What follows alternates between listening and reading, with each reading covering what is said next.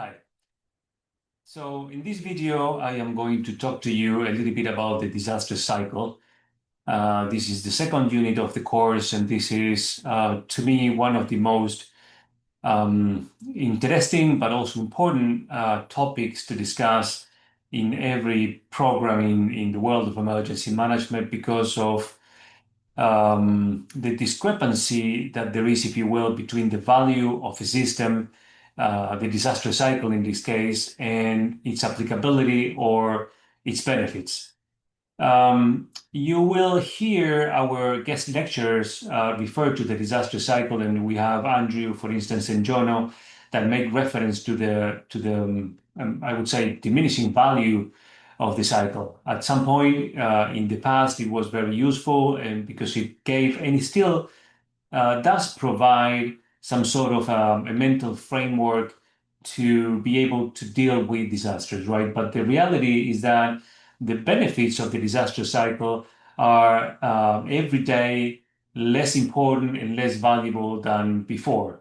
And so, but still, it is one of those things that still it is so ingrained in the minds of both scholars and practitioners that you will find it everywhere. And I would say that it's ingrained to a point that is extremely difficult to remove it entirely.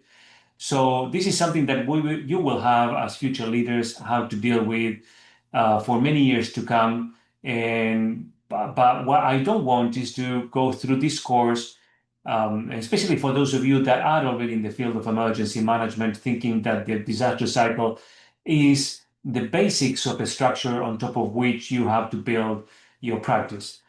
So let me share some impressions about the cycle. One of the things that I started thinking about when I came across many years ago about this cycle is why do we have four, three, or even more stages and not just two?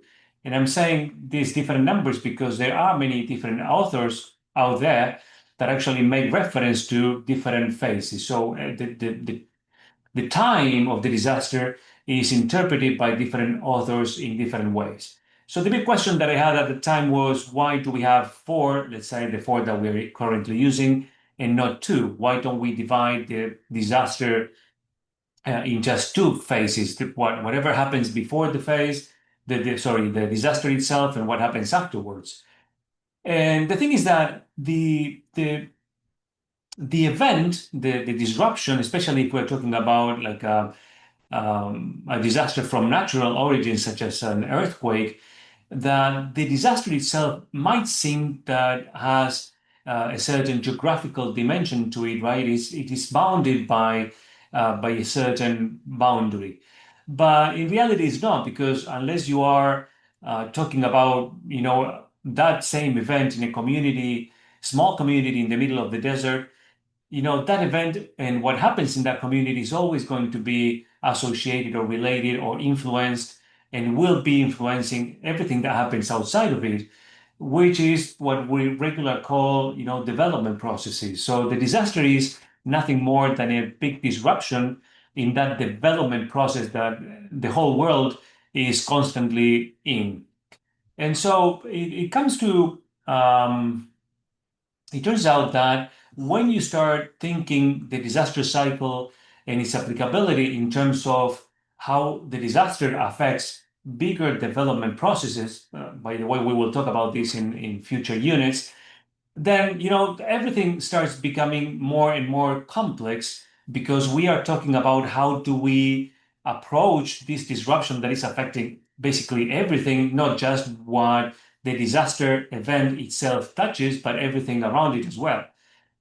And so when you think about it in that way, then you realize that the complexity is huge, and then you have all these different actors that you basically have to coordinate with them, right? Um, and we are not just talking about, and sorry, let me put this in parentheses. We are talking about a world that is increasingly complex, as we saw in the first unit. So how do you manage to coordinate whatever it is that you have to do with millions, maybe, of actors from all over the world? And it's the challenge is really monumental. And I have the feeling that those of us in this field and actually probably in every field, we need something that makes our life simple. Because it's like saying, how do you rule a country, right? Maybe you have the idea of the president and you say, in our minds, in our overly simplistic minds, we reduce everything to one guy or one woman making decisions that will affect the whole country. But in reality, governing is so much more complex than that. And that's what we are talking about. What do we have to do before and after an event that has the potential to destroy everything that is happening, right? And by everything, I mean the regular and the normal functioning of that society. So again, it's monumental. And it's really easy, if you think about it, to just scope it down in a way that it's manageable because we as individuals, but also our organizations, we need a way to frame what we're doing, not just because it's easier for us, but also because it's easier in terms of those bigger systems where we are operating. I don't want to make this video very long, but I think that the main question or idea that I have to reflect on, and one of the articles mentions it very briefly, but it just talks about the communities that suffer. So it mentions the inapplicability or the lack of useful or how useless it is if you think about the disaster cycle in terms of the communities that are being impacted. And not everybody is talking about that, but I would like to push that argument a little bit more. And I think that the paradigm is slowly changing, but there will be a time, hopefully in the not far away future, that we will realize that not just that the disaster cycle is something that is of value to us as somebody that is somebody that is helping somebody else. So it's beneficial from the point of view of the service provider, if you will, and not from the point of view of the service recipient. Um, but we have to change that. But because at the end of the day, as I think I mentioned in the previous video, emergency management is probably the discipline that is more or less focused, if you will, in the humans that we are trying to help, in the benefits that we're trying to provide to those survivors or victims. And the communities are not necessarily our most important unit of, focus. It should be the individual, because even within a community, however you want to define that unit, eventually who suffers is the individual. And you can make an argument that the family, those very close individuals around each other's lives.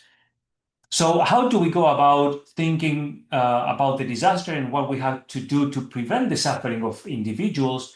And how do we help them once a disruption occurred if we put the individual as the center of attention?